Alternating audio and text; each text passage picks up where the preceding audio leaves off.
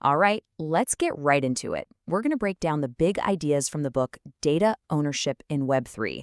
Think of this as your guide to understanding how you can finally take back the keys to your own digital life.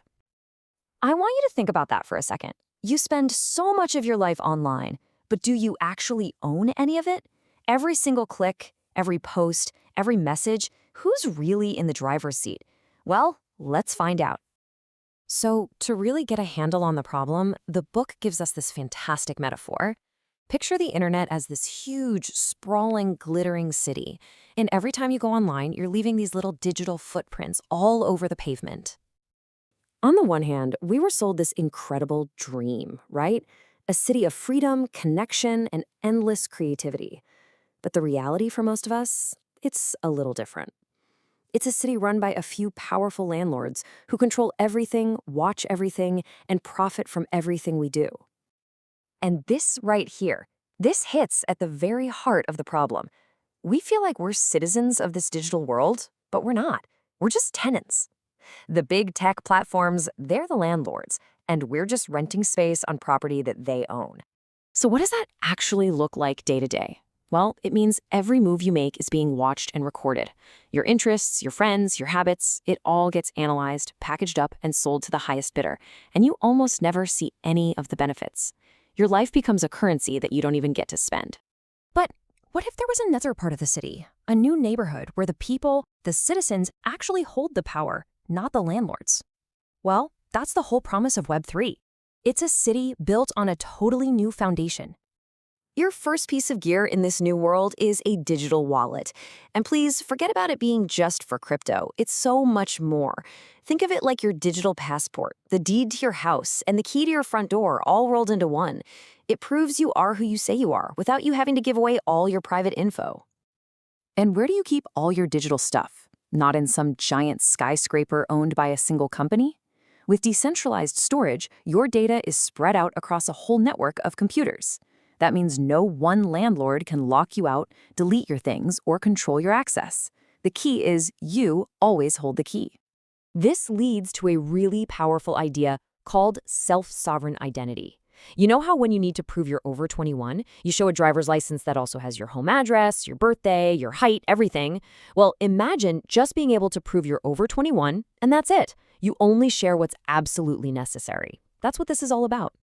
Now, let's talk about NFTs. And I know what you might be thinking, but let's just park the whole digital art thing for a second.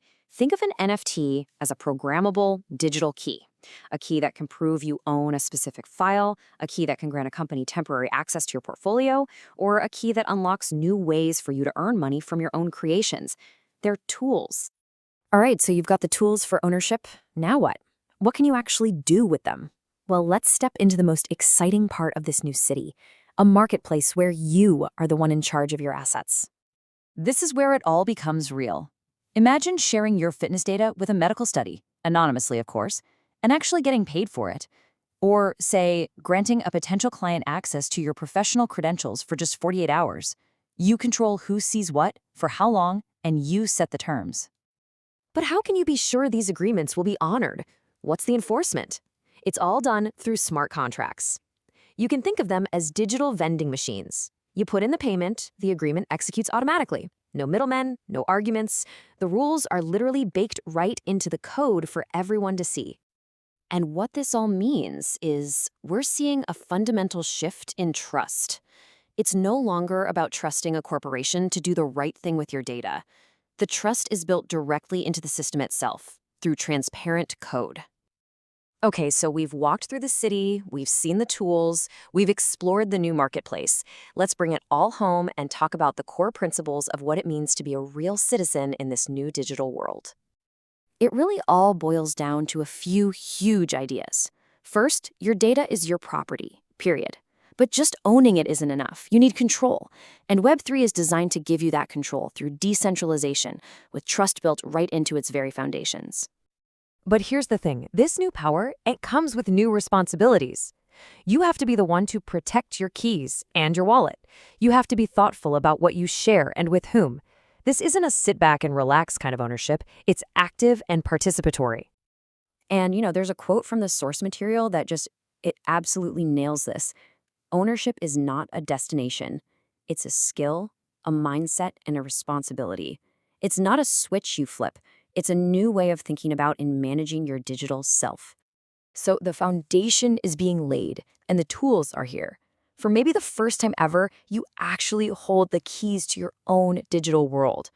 The only real question left is, what are you going to build?